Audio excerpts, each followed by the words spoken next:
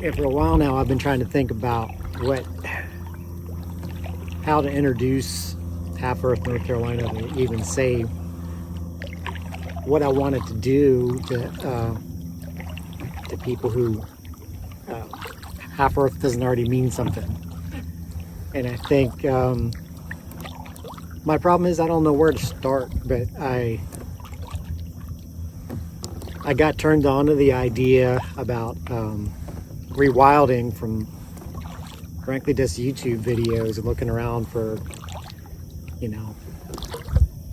I guess what I'm trying to figure out is what is my response to climate change. I know how dire the situation is, and I know what we're facing.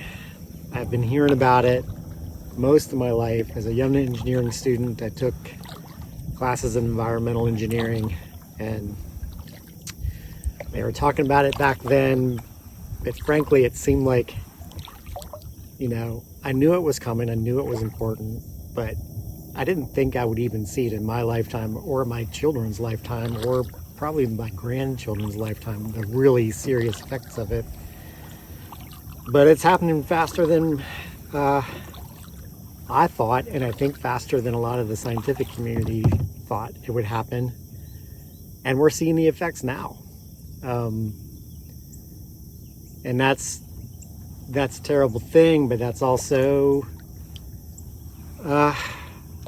it's a call for action, I think. So I'm not a climate scientist. I'm not a wildlife biologist. I'm not the kind of person who is already working in this arena. I've done some conservation work, volunteer work on boards with land trusts who are trying to conserve land. But we need a big action here. And when I got turned on to the idea of rewilding, that led me down the road to this concept of preserving half the planet, like restoring half the planet to nature. And it just seems like the common sense solution to this. One of the solutions. We need to do a lot. We need to stop burning fossil fuels, and we need to do all of those things that are hard, and this is hard. But this is one we can do. I mean, we can protect half of this, at least half of this planet for nature, and that's like 30% of the problem. Like, part of the problem is we burning fossil fuels and releasing all that carbon into the atmosphere and all the other greenhouse gases that come along with it. We're changing the water vapor. There's more water vapor going into the air, and that's contributing to. But land use doesn't get talked about very much. And I was really struck by the David Attenborough film where he had this, if you saw the film, A Life on This Planet, I think is the title of it. And, he talks about his life as time as a naturalist and where he started in the 50s and how much abundant wildlife there was already even then. And then he saw it dwindle over his lifetime. It's because he said it became harder and harder to find the animals. And the film, if you haven't seen it, is a great film. It really inspired me to finally do something. And, it has these little charts in there of certain ages of his life, like 1950, how much of the world was wild habitat versus what the carbon content in the atmosphere was at the time. And then as he goes along, you keep losing more and more land, and the atmospheric carbon keeps going up and up, and the temperature keeps rising.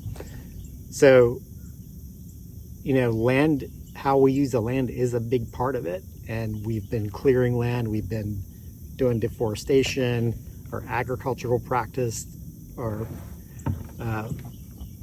have made it say our practices are releasing a lot of carbon, we're degrading soils, we're degrading biodiversity, we're causing the next great extinction event right now.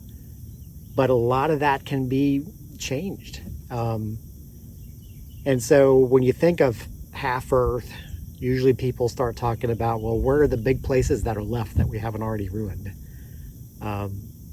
You know, there's the huge project down in Patagonia, and Chile and Argentina are doing huge things. They've done huge things in China. When we think about it in this country, I usually hear people talking about out west because there's so much public land out there already.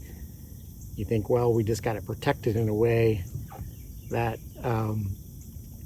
and we'll get our half that way, or 30% by 2030, or 50% by 2050 is what the scientists tell us we need to do. Well, hey, this stuff's not easy.